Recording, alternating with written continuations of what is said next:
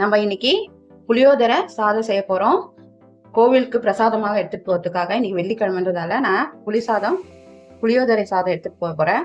அதுக்கு ஃபர்ஸ்ட் பொடி அரைச்சிக்கணும். அதுக்கு தேவையான பொருட்கள் வந்து வரமிளகா, தனியா, அப்புறம் கடுகு, கொஞ்சோண்டு இது வெந்தயம், மிளகு, சீரகம், இதெல்லாம் நம்ம ட்ரை ரோஸ்ட் பண்ணிட்டு நல்லா பொடி பண்ணி எடுத்து வச்சுக்கணும். புளியோதரை பொடி தான்.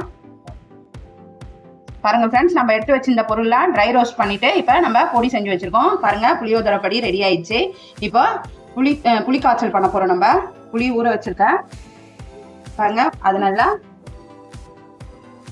லெமன் சைஸ்ல புளி எடுத்துக்கோங்க. அதை நல்லா கரைச்சி இதை பாருங்க திக்கா கரைச்சி வச்சுக்கணும்.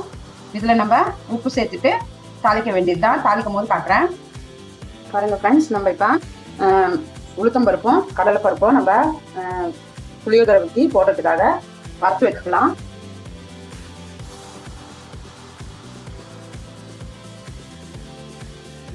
தேவையான அளவு புளி சாதத்துக்கு தேவையான அளவு உப்பு போட்டுக்கணும்.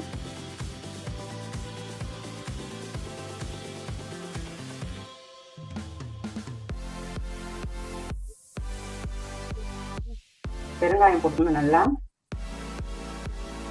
கடுகு, காஞ்ச மிளகாய்,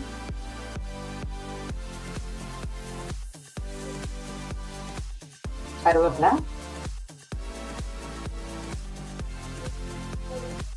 மஞ்சத்தூள். இப்ப நம்ம இதை புளி காய்ச்சல அப்படிலாம்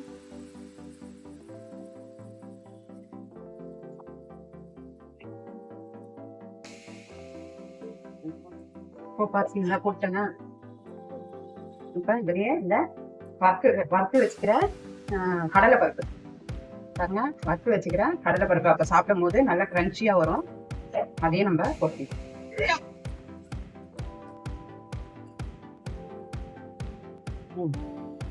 பாருங்க ஃப்ரெண்ட்ஸ், இந்த புளியோதரை பொடி நம்ம பண்ணி வச்சுக்கோல, அதையும் நல்லா 2 ஸ்பூன் போட்டுடணும்.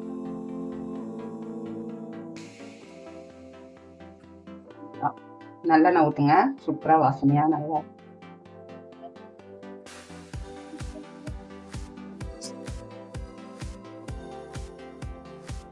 இப்ப நம்ம குழம்பு தாளிச்சிட்டோம். இதை பாருங்க, சூப்பரா சுண்டி வந்துட்டு.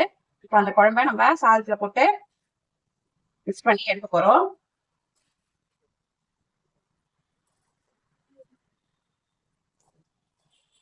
பாருங்க ஃப்ரெண்ட்ஸ், சூப்பரான புளியோதரை ரெடி ஆயிடுச்சு. இப்ப கொஞ்சோண்டு எண்ணெய் காய்ச்சி மேல ஊத்திட்டோம்னா கோவில் புளியோதரை ரெடி ஆயிடும்.